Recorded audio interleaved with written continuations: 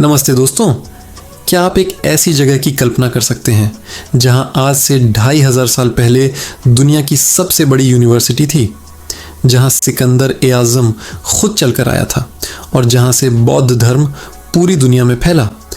आज हम आपको पाकिस्तान की धरती पर मौजूद एक ऐसे ही ऐतिहासिक खजाने की सैर पर ले जा रहे हैं। तक्षशिला, जिसे तक्षशिला भी कहते हैं, पाकिस्तान के रावलपिंडी और हरिपुर के बीच बसा एक ऐसा शहर है जिसका इतिहास किसी जादू से कम नहीं। ये शहर सिर्फ ईंट और पत्थर का ढेर नहीं, बल्कि ये गंधार सभ्यता का दिल था। और तो और इसे दुनिया का सबसे पुराना यूनिवर्सिटी शहर भी माना जाता है।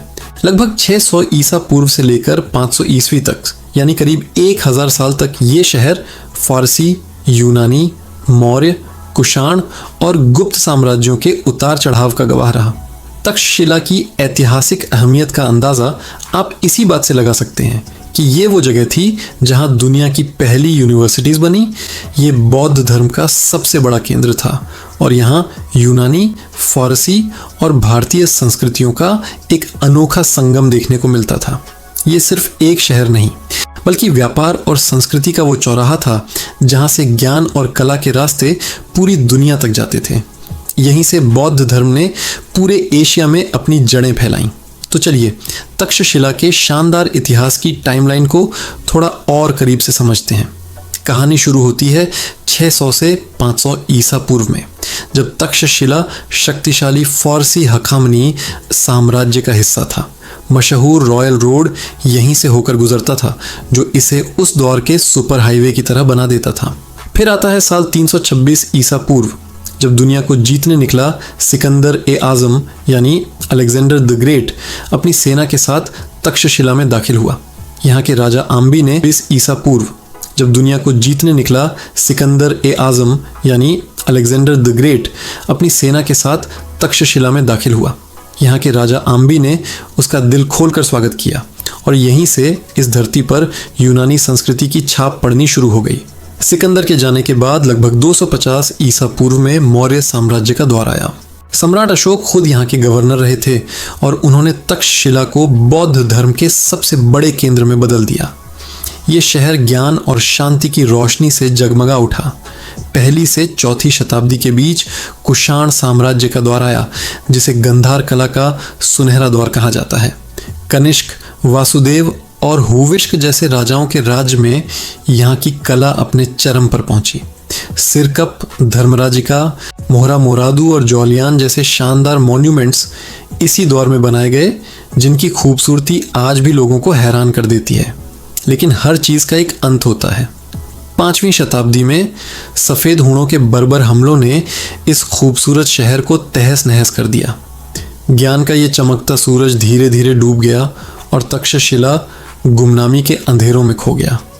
अब सवाल ये उठता है कि आज भी तक्षशिला इतना मशहूर क्यों है? इसकी 3 बड़ी वजहें हैं। पहली, ये दुनिया की सबसे पुरानी यूनिवर्सिटी थी। जी हाँ, नालंदा से भी सदियों पहले।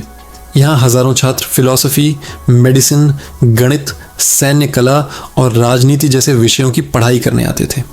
आपको जानकर हैरानी होगी कि इतिहास के बड़े बड़े नाम यहीं के छात्र थे, जैसे मौर्य साम्राज्य के संस्थापक चंद्रगुप्त मौर्य और उनके गुरु महान रणनीतिकार चाणक्य। और तो और संस्कृत व्याकरण के जनक पाणिनि भी इसी महान यूनिवर्सिटी की देन थे। दूसरी वजह है गंधार कला। तक्षशिला के मठों और स्तूपों से मिली भगवान बुद्ध की मूर्तियाँ, स्टको की नक्काशी और खूबसूरत प्रतिमाएं दुनिया भर के म्यूजियम्स की शान है। ये कला यूनानी और भारतीय शैली का एक ऐसा संगम है जो कहीं और देखने को नहीं मिलता। और तीसरी सबसे बड़ी वजह है इसका यूनेस्को वर्ल्ड हेरिटेज साइट होना। 1980 में यूनेस्को ने तक्षशिला की ऐतिहासिक अहमियत को समझते हुए इसे विश्व धरोहर का दर्जा दिया, ताकि आने वाली पीढ़ियां इस अनमोल विरासत को देख सकें।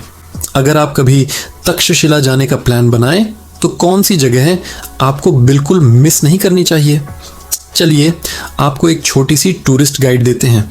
सबसे पहले आपको जाना चाहिए तक्षशिला म्यूजियम। यहाँ आपको गंधार कला के बेहतरीन नमूने, हज़ारों साल पुराने लोहे के औजार, गहने और खुद भगवान बुद्ध से जुड़ी पवित्र वस्तुएं देखने को मिलेंगी।